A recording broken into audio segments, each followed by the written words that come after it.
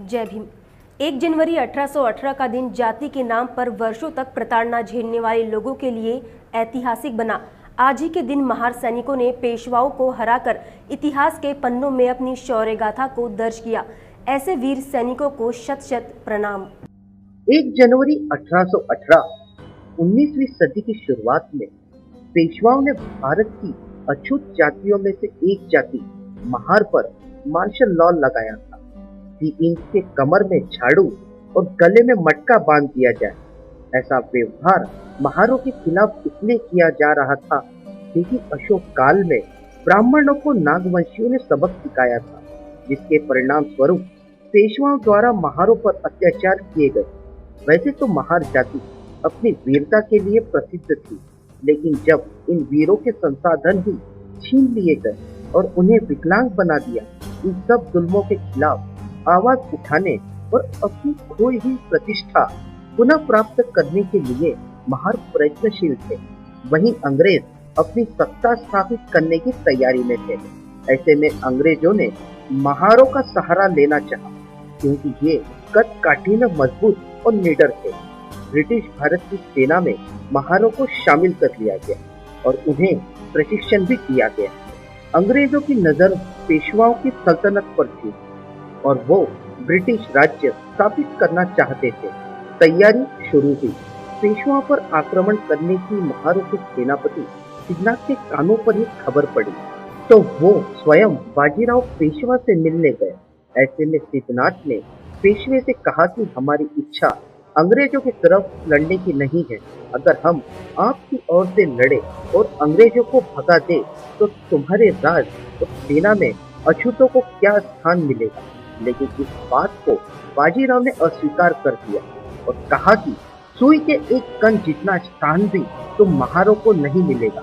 पेशवा के जवाब से सिद्धनाथ झल्ला उठे और कहा, आज तक तुम्हारे अत्याचार सहते रहे हैं, लेकिन अब इतिहास बदलेगा।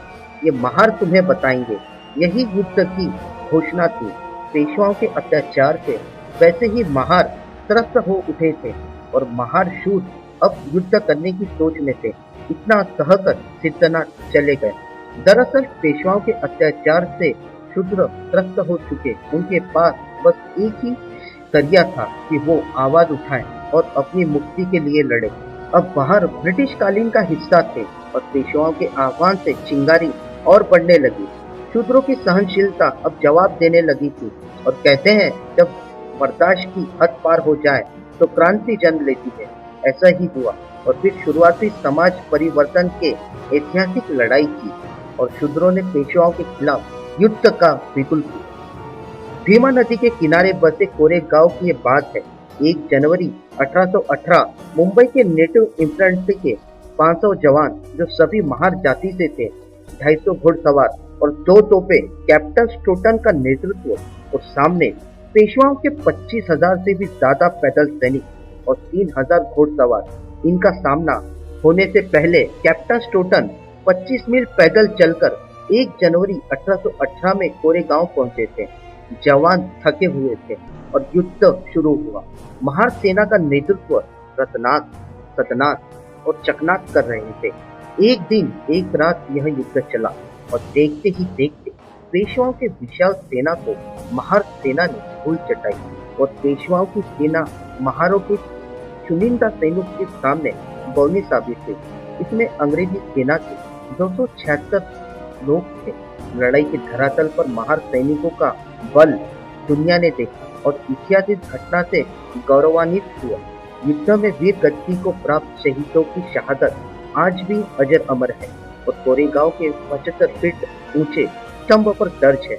इस क्रांति दिन और जवानों की शहादत को याद करने बाबा साहब हर साल इस स्तंभ पर जरूर आते थे, क्योंकि बाबा साहब का मानना था कि उस समय महारों ने लड़ाई लड़कर पूरी दुनिया को साबित किया कि सेवा करने वाले हाथ वक्त आने पर अपनी और औरों की रक्षा भी कर सकते हैं, अपने मातृभूमि और आजादी के लिए लड़ भी सकते हैं।